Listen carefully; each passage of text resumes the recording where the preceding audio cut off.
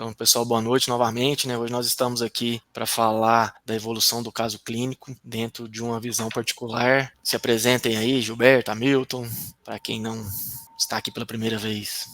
Eu acabei que eu não me apresentei, né? Sou médico homeopata, moro em Uberlândia, hoje exclusivamente trabalhando com homeopatia. Hamilton. Então, eu também sou de Uberlândia, da Universidade Federal de Uberlândia, onde eu estou aposentado, eu exercia coloproctologia lá, e atualmente estou fazendo mais homeopatia mesmo. Sou homeopata também há longo tempo. Fiz o curso de homeopatia na Associação Paulista de Homeopatia em 1981 82. Muito bem, eu sou Gilberto Ribeiro Vieira, médico homeopata há muitos anos e nunca fiz curso completo de homeopatia em lugar nenhum. Eu passei rapidamente pela cruzada homeopática lá em São Paulo, em 79, e fui para a Argentina, fiquei lá o segundo semestre do ano, mas não voltei como eram meus planos para continuar o curso. E a partir daí fui estudando, trabalhando com colegas que tinham feito o curso completo lá na Argentina e sempre estudando, discutindo casos clínicos e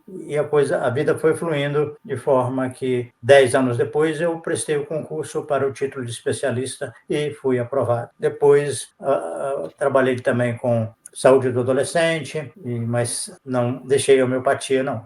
É isso. O doutor Guafúvio GH, ele diz que para quem se integra bem na homeopatia, diz que não é a gente que escolhe a homeopatia, diz que é a homeopatia que nos escolhe. Legal.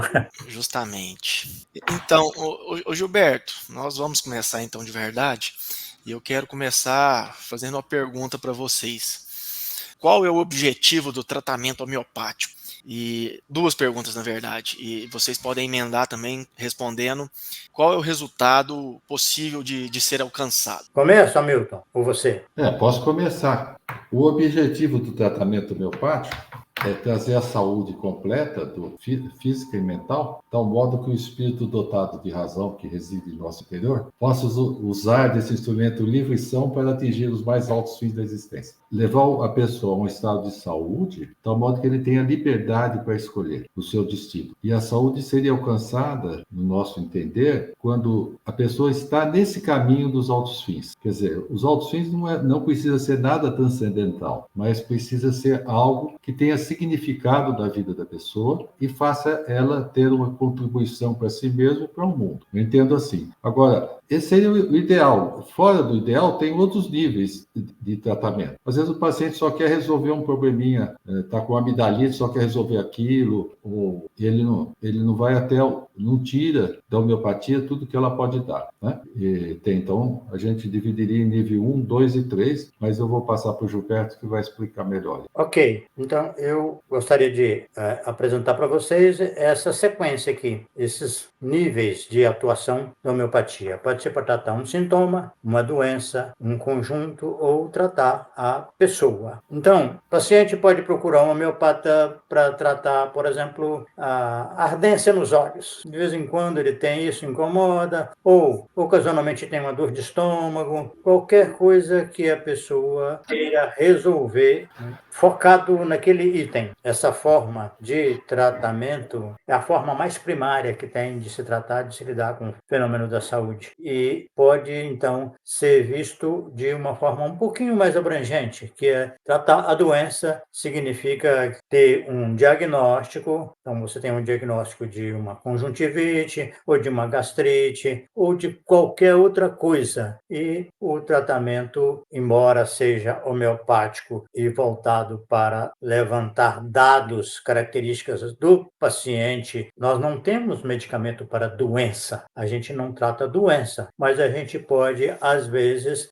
ter como objetivo, especialmente quando o paciente nos solicita ou o quadro clínico, de alguma forma, exige uma intervenção, podemos dizer que estamos tratando a doença. Ou então, um tratamento que foca no conjunto, ou seja, sintomas que fazem parte de um determinado quadro clínico, mas outros que não têm nada a ver com aquela queixa, mas que incomodam, e o paciente também quer um alívio. E o homeopata pode buscar, então, um medicamento que contemple tanto os sintomas daquela enfermidade quanto, por exemplo, eu tive durante algum tempo uma paciente que tinha uma bursite no ombro e ela fez o acompanhamento comigo durante muito tempo, e o que ela tinha também era uma constipação intestinal e muito intensa. Ela ficava, às vezes, 2 semanas sem evacuar. Bom, ela melhorou muito do intestino e ficou bastante aliviada, muito satisfeita com esse resultado, mas a bursite teve pouca diferença, mostrando que, às vezes, o paciente tem, por exemplo, uma alteração articular e, ao mesmo tempo, tem insônia, muita insônia, tem alguma outra doença qualquer e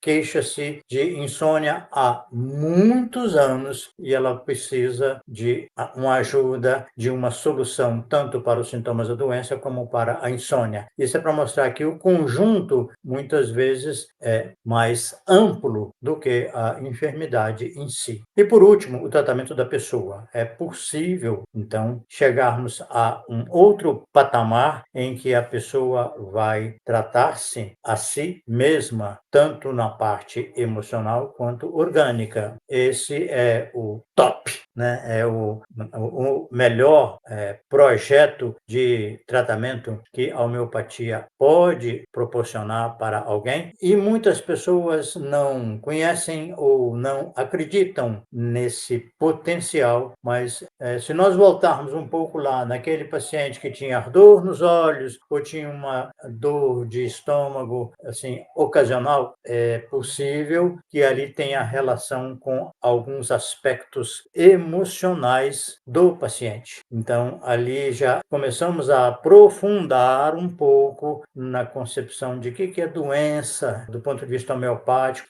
da relação entre os sintomas orgânicos com as características psicológicas, com as questões emocionais. Então, nós temos aí uma possibilidade de trabalhar nesses níveis. Como é que nós vamos administrar isso? É o assunto de hoje, é o nosso tema, porque saúde, enfim, envolve a plenitude individual do sujeito e depois ele manter-se centrado. O que é manter-se centrado tem a ver com essa questão existencial, com o entendimento homeopático de que nós somos pessoas que temos uma vulnerabilidade por um lado e uma predisposição pelo outro. Estar centrado significa que você não está mais vulnerável aos fatores externos e também não está agindo instintivamente, compulsivamente. Você está centrado em você, com a liberdade de escolha para fazer as coisas, para tomar as decisões e para atuar no mundo. Saúde é isso, é você retomar o controle sobre você mesmo, você ter autodomínio e não ser arrastado por algum fator externo, não ser impelido a fazer alguma coisa por conta de uma circunstância e, ao mesmo tempo,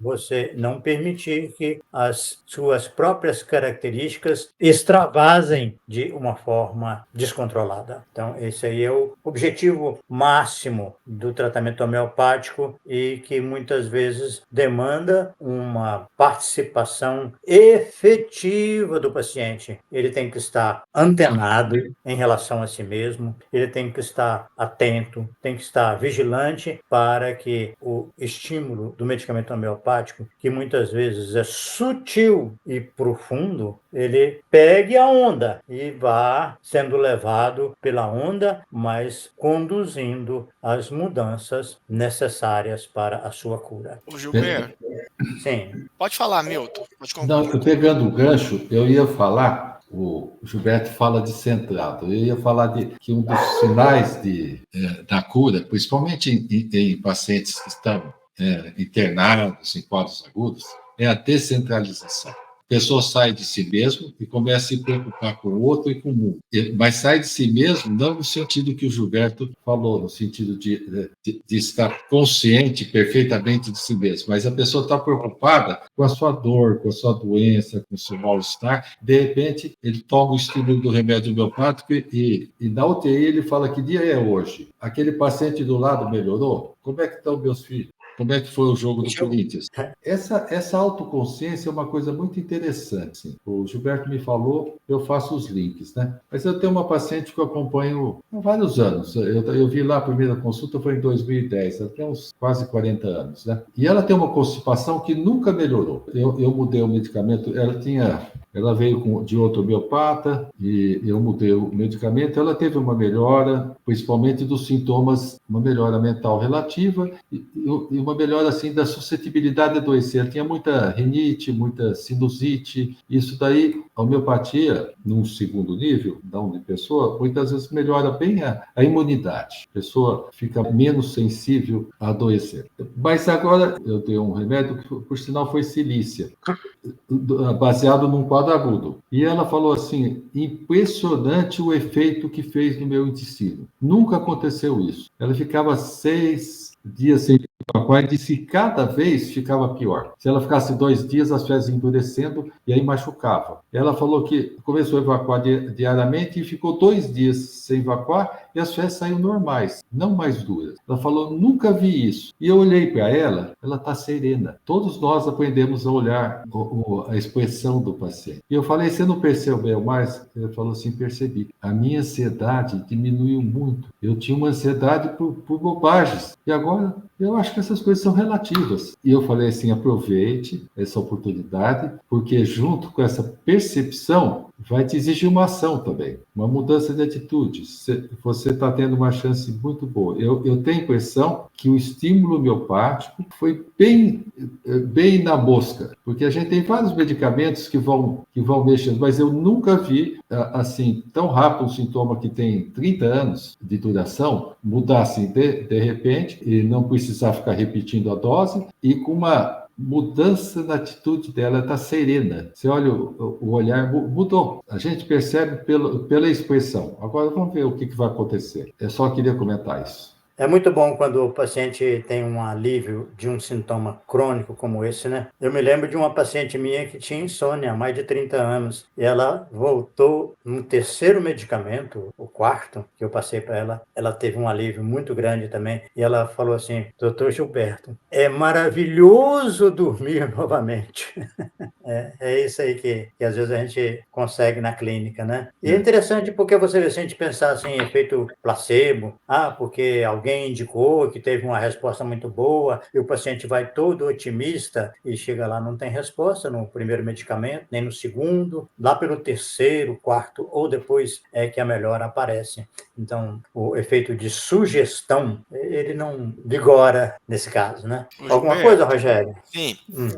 Então, eu entendi que o objetivo do tratamento é trazer o que você chamou de plenitude individual com tornar-se, manter-se centrado, certo? Certo.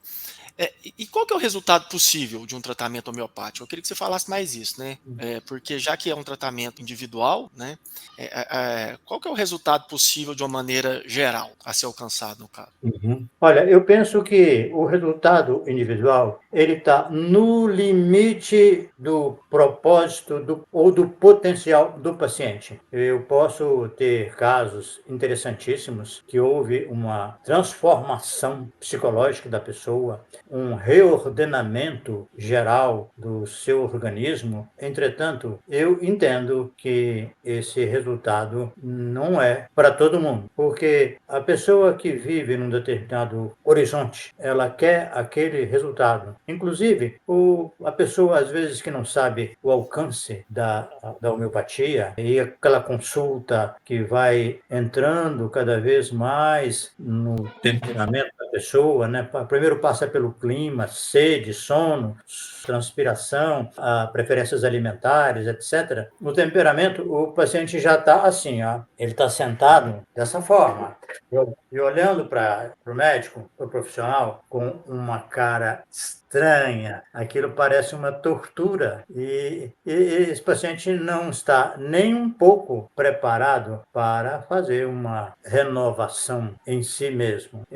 A visão dele é pontual, ele quer resolver aquele problema. Então, eu entendo, assim, não sei se vocês vão concordar comigo, eu atendo esse paciente dentro do limite dele. Às vezes eu falo alguma coisa. Olha, essas alterações físicas estão relacionadas com o temperamento, tá? Mas é assim, é tópico. Não adianta eu querer que ele se interesse por isso, porque ele quer a solução daquele ponto. Com os dados que eu tenho, que eu fiz o levantamento, eu prescrevo um medicamento que eu acredito que vai ficar dentro desses horizontes. Raramente surpreende o paciente, porque ele não falou sobre uma determinada queixa e ele melhora também. Mas porque a cura, na verdade, ou considerando isso que eu falei um pouquinho antes, é um processo que vai acontecendo de acordo com a trajetória que a pessoa imprime na sua própria vida. Paciente que tem propósitos mais saudáveis, concordo com Hamilton, que não precisam ser transcendentes,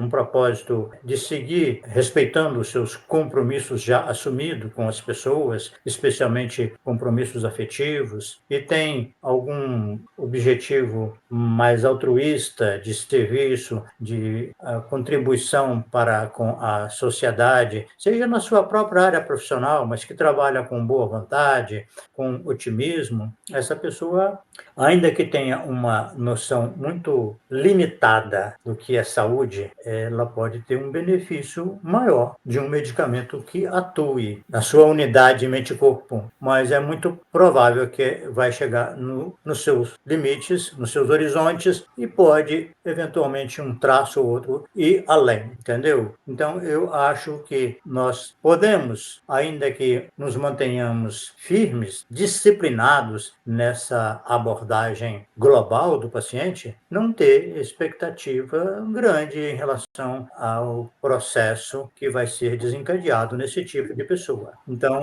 nós temos aí uma resposta que provavelmente vai ser bem restrita no paciente e vai ampliando progressivamente à medida que esse sujeito, que essa pessoa tenha uma clareza maior de si mesmo, tenha mais consciência de si mesmo, do seu papel, da sua meta de vida, e aí sim um medicamento pode tocar mais profundamente e trazer um benefício grande. Então, eu digo assim, que a gente vai puxando um pouco o paciente para trazê-lo a uma consciência mais ampliada, mais profunda, mas, ao mesmo tempo, não deixamos de caminhar com ele no tratamento do quadro específico que ele procura. A gente vai com ele, analisa a resposta alcançada nesse ponto. Só acho que a gente vai sair quando percebermos um risco maior de uma supressão. Supressão é quando a pessoa melhora só no orgânico e o quadro mental continua o mesmo. Isso implica muitas vezes que a pessoa tem um risco de apresentar uma doença mais séria, ou porque a doença pode adquirir um caráter de ser mais profunda ou mais elevada no seu organismo, na medida em que a manifestação anterior foi erradicada apenas na parte orgânica e o quadro mental continuou o mesmo. Esse conceito de supressão, para quem está ouvindo, é muito interessante. E também está ligado ao conceito de doença. Para nós, a doença não é algo ruim, é a linguagem que o organismo está expressando o teu sofrimento. Se for fisicamente, ele está falando, meu estômago não está bom, eu tenho enxaqueca, eu não estou bem. Ele se expressa através de sintomas. E se nós ligarmos, mas junto com esse sintoma físico, existe um sofrimento mental, existe um chamamento da vida para fazer algo que a pessoa está fugindo, está negando, né? Então, no momento que você tira somente a expressão orgânica e a pessoa continua com aquele drama interior, a tendência é ou volta a mesma coisa, ou aparece uma doença mais grave. Quando volta a mesma coisa, tudo bem, trata de novo, mas volta uma coisa, e a gente pode prever que isso vai acontecer. Isso de acontecer uma coisa mais grave, a gente chama de supressão. Isso ocorre na homeopatia, mas ocorre em qualquer terapêutico, mesmo em floral. Ocorre também na medicina tradicional, muito também. Porque quando você só trata o sintoma, que é a expressão do sofrimento da pessoa, e não trata a pessoa, estou indo naquele terceiro nível que o Gilberto está falando, mas algo você tem que dar uma melhorada, né? E aí, realmente, a gente está fazendo uma boa homeopatia, tá bom? Isso é que seria o conceito de supressão.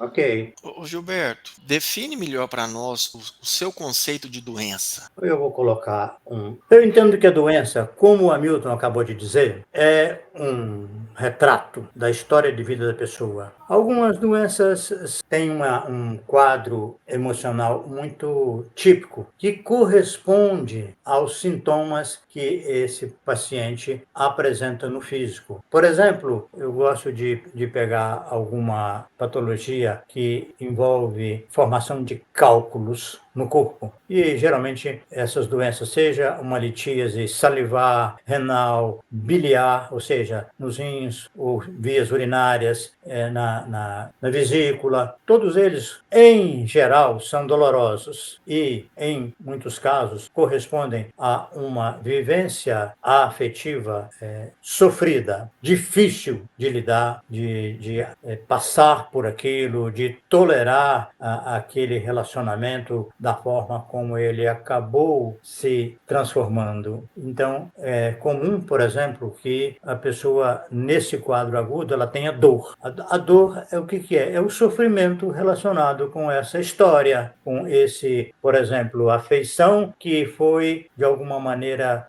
truncada, que houve traição, e aí então a pessoa quer vomitar. Eu acho que eu até já comentei sobre isso numa outra live, mas é para mostrar que esse quadro clínico não é por acaso, a pessoa não criou uma doença em algum lugar de forma aleatória, de uma forma, né, assim, como se fosse uma criação espontâea. Não, ele criou porque ele vivenciou aquelas impressões, aquelas sensações, sentimentos e reações, né? Então, quando a pessoa vomita, é porque, em geral, ela está querendo colocar para fora aquele quadro, aquela história que ela não conseguiu resolver de uma forma mais saudável, ela não assimilou e teve que romper, né, definitivamente aquele afeto, aquela convivência, e aquilo é como se ela tivesse jogado para fora. Ela tem que fazer um esforço muito grande para exteriorizar aquilo.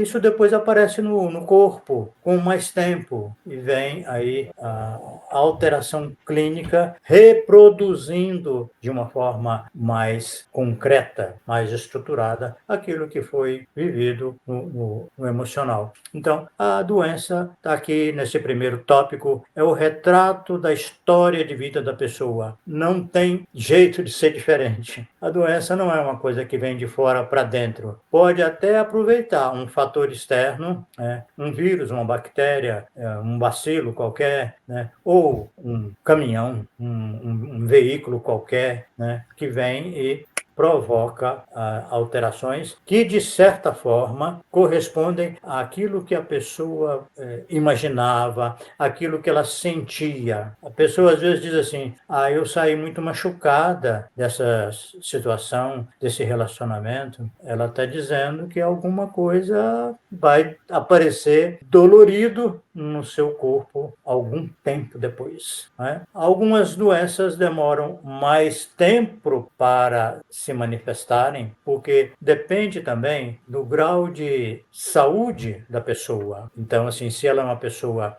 voltada para a prática da solidariedade, do cuidado com o próximo, e isso ocupa o seu coração de alguma forma, e tempo, ele dedica tempo ao cuidado das pessoas, ele é mais saudável, tá? Então, vai acontecer o seguinte: há uma espécie de defesa. Ele está bem na vida, aquele fator externo que o atinge, que o maltrata, vai provocar um dano, mas pode demorar muito tempo. E é por isso que, às vezes, o próprio paciente e o médico, o terapeuta, têm dificuldade em fazer essa associação do fato com aquela perturbação de saúde que o paciente está atravessando, né? Eu vou voltar a esse tópico daqui a pouquinho, mas eu gostaria de aproveitar a oportunidade para falar sobre a narrativa e tratar a doença é uma doença. Porque eu tenho visto o seguinte, que as pessoas têm um conhecimento interessante. A maioria das pessoas sabe o que é uma doença e sabe até quais são as características de certas doenças, né? Então, o que elas não sabem é que isso é uma narrativa. A doença é talvez a narrativa mais bem sucedida no mundo depois do cristianismo. Mas aí é outra história. Não vou entrar nesse terreno aqui porque não é o ambiente, não é palco para isso, né? Mas a doença, ela existe da forma como ela é estudada, e a intervenção médica, profissional, de qualquer forma, que procura atuar na doença, ela é pautada num conjunto de características que definem aquela doença, que permitem o diagnóstico daquela doença. Mas o restante do sujeito não entra em consideração. É por isso que, às vezes, uma doença gravíssima evolui de forma benigna no paciente, porque ele tem uma defesa de vida. Ele é uma pessoa equilibrada, sincera, altruísta, solidária, resiliente. Entretanto, ele teve uma brecha em relação a alguma questão ou em relação a uma determinada pessoa, um relacionamento. E com isso, ele acabou fazendo aquela doença que vai demorar um pouco mais para se manifestar nele, e ele tem uma chance enorme de resolver, de processar, e que o tratamento vai ser bem sucedido, porque ele é um sujeito saudável, ele é uma pessoa que tem uma vida coerente com saúde.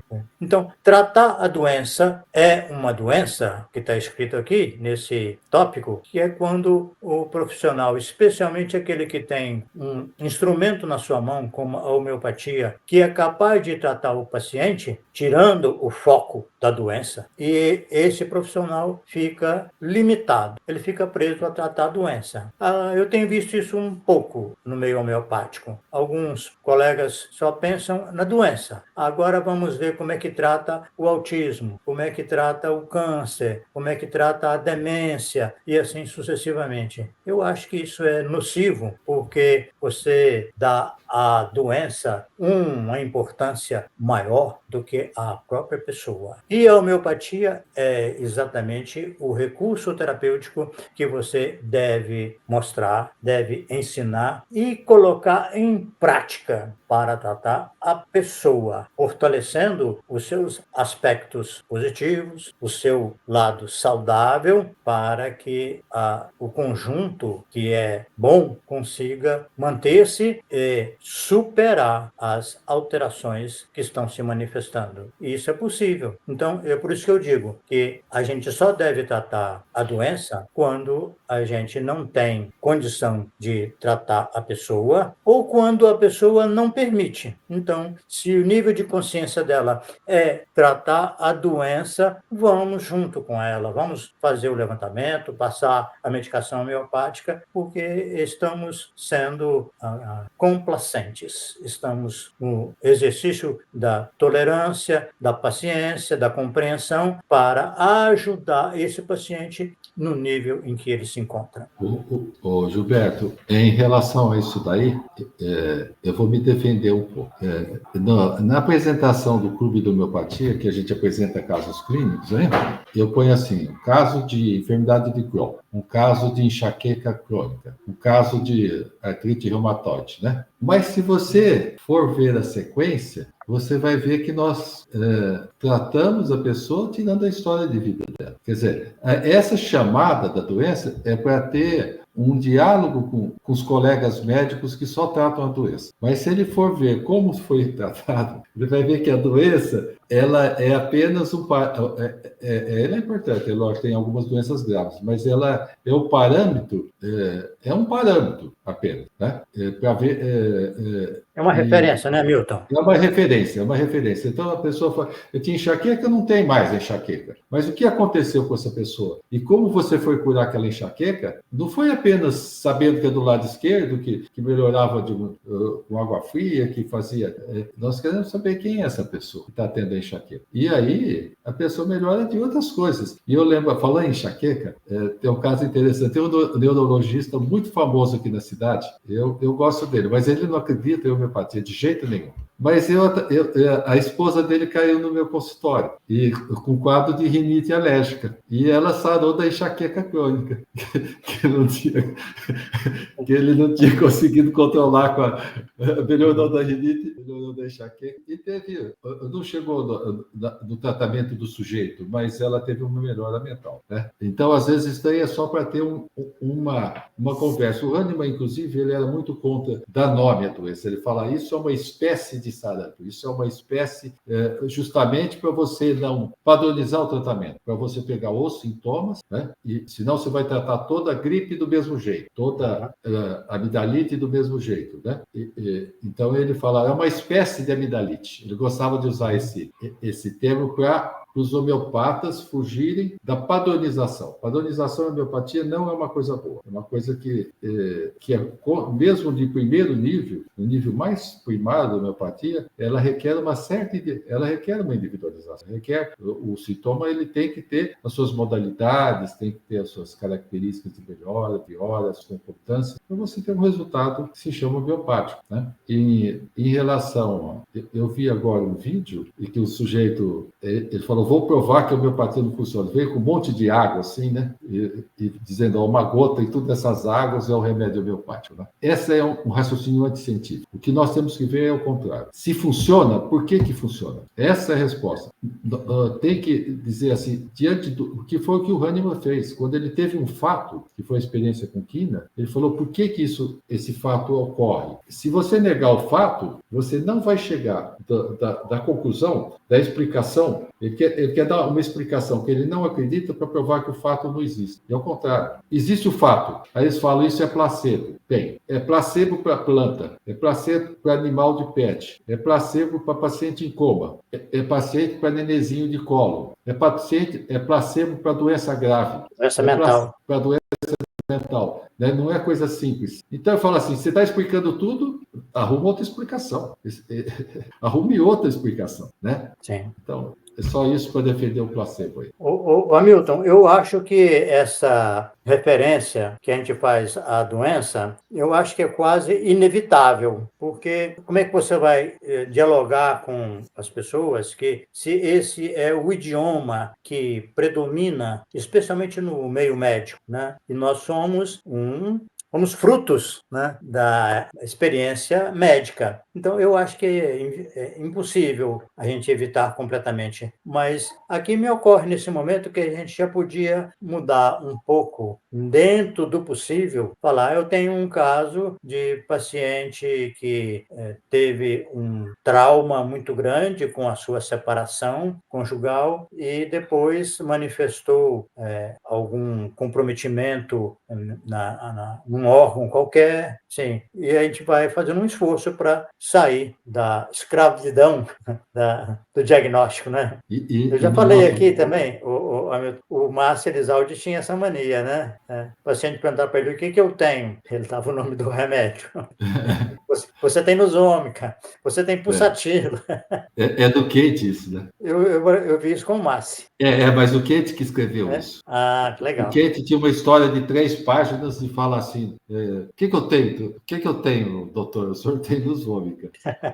Tá bom. O Márcio usava, mas não pagava os royalties pro Kent, não. Tá bom. Ô, Gilberto, eu sei que você tem muito para falar ainda e nós estamos caminhando aí. Fala para nós um pouquinho sobre a profundidade da cura, depois dessa explanação aí sobre doença. Ok, então vamos lá. Nós temos aqui que considerar a maturidade do profissional e a maturidade do paciente, certo? Porque, pegando carona ainda no Kent, né, que o Hamilton acabou de citar, eu entendo que essa ansiedade do profissional, muitas vezes, para tratar o sintoma, tratar a doença, é porque ele ainda não parou para pensar, para refletir com mais calma a respeito daquele aforismo do Kant, o wait and watch, né? Espere e observe. Isso é muito visto para acompanhar o caso clínico, mas eu entendo que muitos homeopatas precisam ver isso em si mesmos, né? Eles precisam aprender a esperar e observar como é que um quadro evolui a partir da prescrição mais global possível, ou seja, a prescrição baseada na totalidade de características, que são aqueles 4, 5 ou 6 sintomas que você seleciona do paciente, porque eles são raros. Alguns são estranhos e peculiares, mas nem sempre a gente consegue esse grau de confiabilidade dos sintomas do paciente. Se o médico está amadurecendo na sua própria trajetória como homeopata, ou dentista, veterinário, agrônomo, esse profissional sabe que você pode seguir esse percurso. Primeiro, um medicamento baseado na totalidade de característica. Você repertoriza, prescreve aquele que você acha que é mais indicado e fica com algum outro ali de reserva. Dependendo do quadro, você pode intervir em 24 horas, em uma semana, um mês depois, trabalhando mais com o mesmo remédio ou buscando um substituto. Se, mesmo assim, continua sem haver sucesso, você pode, então, enxugar mais a repertorização baseando em efeitos ou em sintomas mais claros da doença. E assim você vai afunilando até que você, de repente, prescreve por conta de um chamado sintoma guia, ou keynote, que é um sintoma que só tem um medicamento indicado, tentando com isso resolver o caso do paciente, né? Então, esse grau de maturidade, ele permite uma análise que o paciente de grau 1, ele acha que a doença tem uma causa única. É vírus, é uma bactéria, é um quadro qualquer, mas assim, é muito orgânico. O entendimento dele da origem da doença é muito orgânico. Quando ele se cura, a grande alegria dele são os prazeres sensoriais. É comer bem, é dormir bem, é se deslocar sem nenhum desconforto, né? Então, ele não tem afinidade quase nenhuma com a homeopatia. A ele, o que importa é curar aquele problema específico, que é a solução daquilo, né? Então, o homeopata que tem uma cabeça um pouco sintonizada com esse grau de maturidade, ele tem um interesse muito grande no gênio epidêmico, acha que é possível você descobrir na homeopatia os recursos para a ação coletiva, né, o enfoque coletivo do medicamento homeopático. Esse homeopata também valoriza muito os fatores causais e o raciocínio é simples, né? O gênio epidêmico é aquilo que a gente procura nas epidemias, ver quais são os sintomas mais frequentes e mais interessantes da doença para selecionar um medicamento. Hahnemann fez isso em algumas situações e foi bem sucedido, né? Mas é um trabalho muito complexo e está hoje sendo é rechaçado porque a medicina se estabeleceu no mundo e ela é a dona da doença. Ela é proprietária da doença. Não pense que você vai conseguir, como homeopata, intervir numa doença, numa epidemia, que seria o máximo do enfoque coletivo, né? Porque você vai encontrar restrições e impedimentos. Eu passei por isso em relação à possibilidade de fazer uma pesquisa sobre a eficácia de alguns medicamentos homeopáticos na dengue, lá em Rio Branco. Eu era coordenador do curso de homeopatia, patrocinado pelo Ministério da Saúde. Essa pesquisa estava vinculada ao curso e eu fui orientado pelo secretário de Saúde a baixar a bola e não me enveredar por esse caminho. E, naturalmente, eu tive que acatar. Bom, então, esse primeiro grau é assim. Eu acho que nós podemos trabalhar algumas coisas nesse sentido. Eu entendo que a arnica para traumatismo, que cântares para queimadura e outros medicamentos que têm um efeito extraordinário para algum problema, algum processo bem específico, vale a pena a gente fazer uma divulgação e orientar as pessoas quanto ao uso desse medicamento para esse objetivo bem claro. Bom, o segundo grau de maturidade, posso seguir, gente? Pode. Eu só queria comentar sobre o gênio epidêmico, um Sim. gênio epidêmico bem michuruco do consultório. Eu deixava um papel grande para a pessoa, mas assim, para atender por telefone. Estou com gripe, com tal sintoma, eu anotava no papel. Depois o outro ligava e ia anotando. Quando eu tinha uns 3 ou 4 pacientes, eu via que tinha sintoma comum, a pessoa ligava e já sabia o remédio, para aquelas consultinhas rápidas por telefone. E sempre tinha assim, na gripe daquele ano, tinha um determinado 1 ou 2 medicamentos que funcionavam. Não era para dar para proteção, mas era para prescrições rápidas, né? E funciona isso daí também. É a ideia do gênio epidêmico. Né? Você considerava só um paciente, como se fosse um. Eu ia falando, você anotava alguns sintomas mais característicos, né? Uhum. Ficavam uns 10 sintominhas assim. Acho válido, Hamilton. Acho válido. Então, o segundo grau, vou acelerar um pouco, que é o paciente ou o homeopata que estão focados nas circunstâncias, o meio ambiente. Né? Eles causam ou curam. Um relacionamento bom, a vida da pessoa está maravilhosa. Um emprego que ela gosta muito é uma maravilha e faz muito bem para a saúde dela. O inverso adoece a pessoa. O relacionamento está ruim, está em crise, teve uma ruptura, é realmente muito ruim, ela fica doente. E assim, as questões, as experiências de vida. Né? Então, o paciente que se cura com homeopatia ou qualquer outro recurso, mas que tem esse tipo de mentalidade, ele vai continuar imerso no meio ambiente. Ele vai continuar, com muita frequência, sujeito a essas influências, porque ele não se coloca como o objetivo, como o foco do tratamento para ele sair dessa vulnerabilidade para um ponto mais elevado. Né? Ele gosta muito da homeopatia porque ele acha que é natural. Então, sendo natural, como ele valoriza muito o ambiente, né? O meio ambiente, isso é fantástico. Ele adora a homeopatia e por essa razão, porque é natural. O homeopata, nesse nível, ele continua preso na doença ou na circunstância. Ele também não avança com o paciente, não leva o paciente a uma pesquisa, não influencia para tomar consciência de si mesmo como sendo o principal fator terapêutico ou o principal fator de adoecimento. E aí ele está parado aí também. Eu fico pensando no dia que esse homeopata adoece, ele vai ficar como paciente nesse grau também, nesse nível, porque ele não avançou. E por último, temos a maturidade do grau 3, que é o paciente que procura a cura profunda. Ele sabe que a doença surge nele e progride nele, então ele tem consciência disso e já busca uma solução para o quadro mais profundo da enfermidade. E o homeopata desse nível trata a pessoa e a sua trajetória. Ele vê que a doença tem uma história anterior, tem origem, não é uma coisa que aparece assim do nada.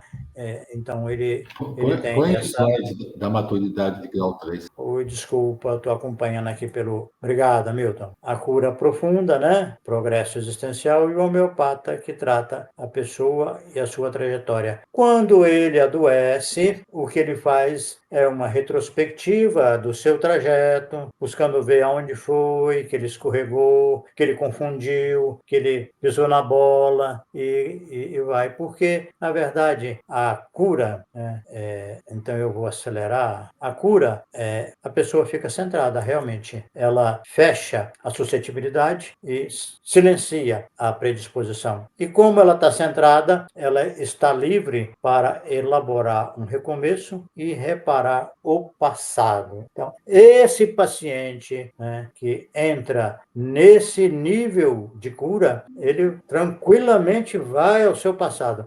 Quando a gente fala que um dos sinais de cura é a volta de sintomas antigos, é porque o paciente vai ao passado e começa ali a remexer nos guardados para fazer uma nova pescaria. Um tanto de coisa ele joga fora, um tanto de coisa ele recicla e vai para um grau de saúde muito melhor do que o que ele tinha antes. Por fim, eu quero dizer que a cura é um processo individual. Não adianta tentar fazer cura coletiva, porque ela é primária. Cura para a doença e que serve para muita gente é a cura da manifestação local, da manifestação orgânica ou do quadro mental específico. Mas se a pessoa quiser efetivamente se curar, ela tem que entrar dentro de si mesma e remexer as suas coisas, reorganizar-se para prosseguir, né? Gilberto, deixa eu te fazer uma pergunta. O James Tyler Kent, ele colocou na classificação das enfermidades como funcional, lesional leve, lesional grave e incurável. Né? Incurável é quando você tem comprometimento orgânico irreversível dos órgãos vitais. E me diga uma coisa, é possível curar um paciente profundamente, apesar de ele ser incurável? Eu vou te contar um caso, se é que ainda não contei aqui em outra live. Um casal que levava o filho para consultar comigo no centro de saúde Tucumã, lá em Rio Branco. Ele era cadeirante há alguns anos e a esposa se locomovia bem, normal. Eu percebi que ela era uma pessoa emburrada, uma pessoa de mal com a vida. E ele estava bem, ele estava animado, estava alegre, né? Olhando como pessoa, eu diria assim, que ele estava mais saudável do que ela, porque ela não estava bem, não. Ela estava emburrada, de mal com a vida, entendeu? Então, eu penso que essa cura da pessoa, seja com homeopatia, com psicologia, com nada, com ela por si só, com a sua vida, com o seu ambiente, com as suas coisas, com as suas pessoas, ela pode acontecer sim. Acha que faz sentido? Responde a sua... Responde, mas eu estava pensando num paciente que está para morrer. Ele consegue morrer em paz. É Sim. possível? É possível isso? Eu acompanhei familiares desse jeito, tá? Paciente que não queria morrer, não queria fazer testamento, sabe? E um câncer com metástase, com uma perda do estado geral, com emagrecimento, né? Que é um sintoma importantíssimo, né, de mau prognóstico, né? A perda de peso. Então, a família, os familiares tentando levá-la a encarar e eles haviam aceitado uma indução de que não iam falar para ela qual era a doença, né? Que ela tinha uma gastrite, foi operada, ela, na verdade tinha um câncer e foi operada, mas estava com metástase no peritônio, né? Peritônio é a membrana que reveste todo o abdômen. Então, aí ela foi definhando até que nos últimos dias, né? Você vê que eram os últimos dias, até num ponto que ela tomou um medicamento homeopático. No dia seguinte, chamou a família para fazer o testamento, foi reinternada e no hospital ela fez uma festa de casamento. Ela era viúva, entendeu? Ela se casou. Então, morreu com câncer, mas morreu curada. Tá certo. Certo? Acho que deu tempo da gente. Foi muito bom. E só para avisar quem está escutando, vendo a gente, que algumas outras lives a respeito de de evolução do caso clínico vão acontecer. Hoje foi a primeira, né, Gilberto? Sim. Então eu acredito que é um tema bastante complexo para a gente passar aqui em 1 hora. Então, para deixar esse gostinho de quero mais, nós voltaremos a falar sobre a evolução do quadro clínico sobre outros olhares. Ok? Então, boa noite a todos e quinta-feira que vem estamos novamente às 19 horas. Semana que vem tem o Dr. Lister, que é um homeopata aqui de Uberlândia e que vai falar de homeopatia e saúde mental. Abraço. Ok. Boa noite a todos também. Boa noite a todos, agradeço a paciência. Até mais. Até mais, gente. Boa noite. Abraço. Abraço. Tchau.